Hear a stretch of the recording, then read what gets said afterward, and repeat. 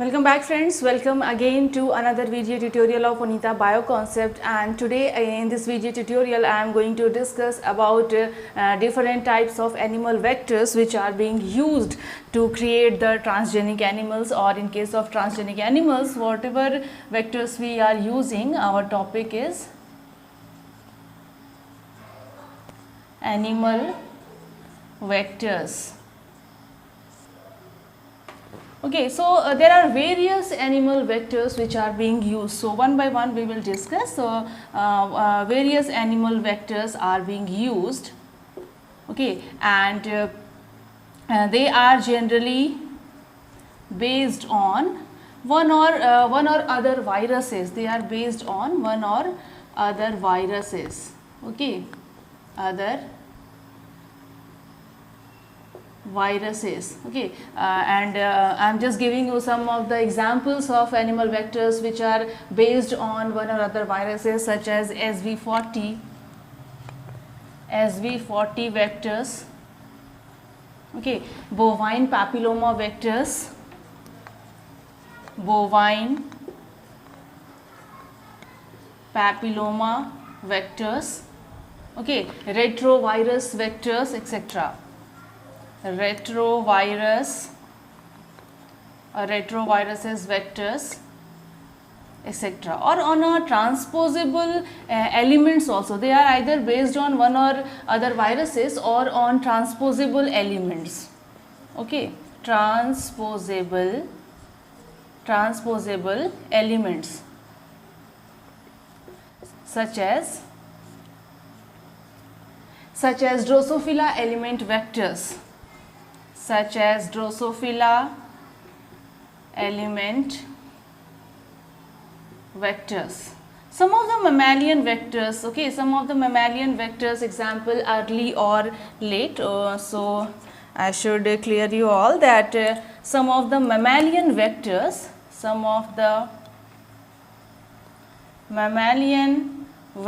example early or late region replacement vector, such as early or late region replacement vectors, okay, such as SV40 vectors behave, and retrovirus vector behave like viruses, as well as retrovirus vector they behave like viruses in that they produce the virions. Okay, they behave like viruses as they produce virions, right? Virions, which are used to infect the host cells,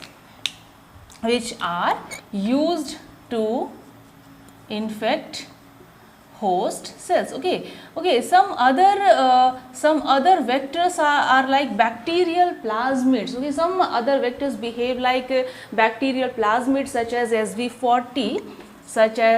SV40 based plasmid vector, SV40 based plasmid vectors, bovine papilloma vectors. Okay, bovine papilloma vectors, and polyomavirus vectors, polyomavirus vectors, etc. And these have to be introduced in cells using a suitable transfection technique. So by the help of a suitable transfection technique, these all vectors should be introduced inside the host cells. Okay, so most of the vectors are replicating and most of the vectors are non-replicating. So in case of vectors, there are two types. There are two categories. Most of the vectors are replicating in natures, means they can replicate after introduction or after being introduced in the host cells, and most of the vectors are non-replicating. replicating. So animal vectors can be replicating and it can be non-replicating, such as the very best example of non-replicating vectors are SV40 vectors, and these are better known as passive transforming SV40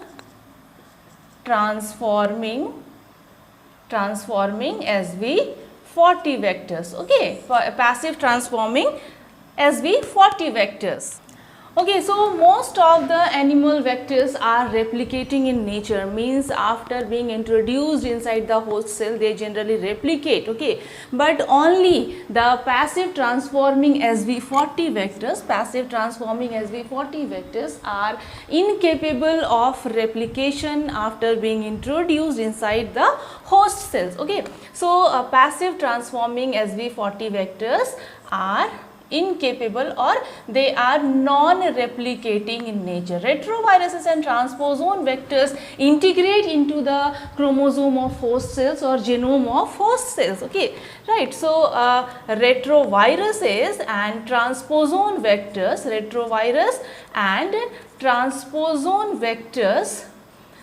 what they do? They generally integrate into the host cell genomes in a manner similar to the retroviruses and transposons respectively. So just like natural retroviruses and natural transposon elements or transposons, the retrovirus vectors or transposon vectors just behave like, or they just integrate into the host cell genome. So both linearized vector, there are two types of vectors, one is in linear form and another is in circular form. So linearized and circularized form of vectors. So both linearized and circularized form of vectors can integrate into the host cell genome or chromosome, but linearized form of vector or linearized vectors can be integrated far more readily than that of the circular vectors or circularized form of vectors. So what we have seen, it has been seen that in case of linearized vectors or linearized vectors have been observed to be integrated readily,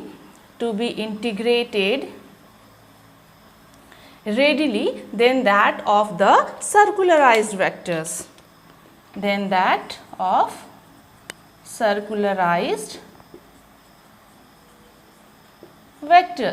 Okay, one another thing has been observed, okay, and that's very, very important. And what is that important thing that has been observed? It has been observed that if there is any additional vector DNA along with the integrated gene or integrated DNA, then it has been seen that it is interfering or it interferes with the expression of gene. Okay, if there is any additional vector DNA other than or along with the integrated